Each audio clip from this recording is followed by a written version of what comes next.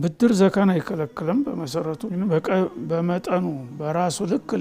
ሊከለክል ይችላል ማለት ሰዎች እንዲያው ትንሽም ቢሆን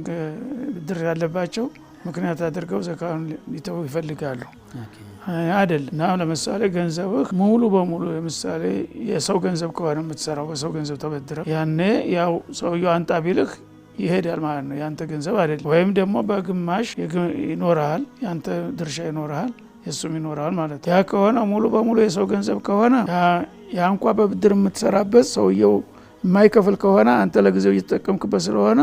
መክፈል አለብህ ይላል ራሱ በሰው ገንዘብ ማለት ነው በሰው ገንዘብ ምክንያቱም አንተ እየተጠቀምክበት ነው ለሚስኪኖቹ ሲሆን የሰው ገንዘብ ነው ትላለህ ለራስ ሲሆን ተጠቀማለህ ስለዚህ የብድር አይከለክልም ዘካን በመሰረቱ ብድሩ ግን አብዛኛው የሰውየው ከሆነ ያንተ ድርሻ ያለችህ ኒሷብ ማትሞላ ከሆነች የኒሷብ አልደረሰብህም ያለው ገንዘብ የሰው ገንዘብ ነው እኔ ሊቀርልህ ይችላል ግን ሰዎች ትንሽም ገንዘብ ብድር ታለችባቸው በሚሊዮን የሚቆጠር ብድር አለብኝ እያለ ይከለክላል ማለት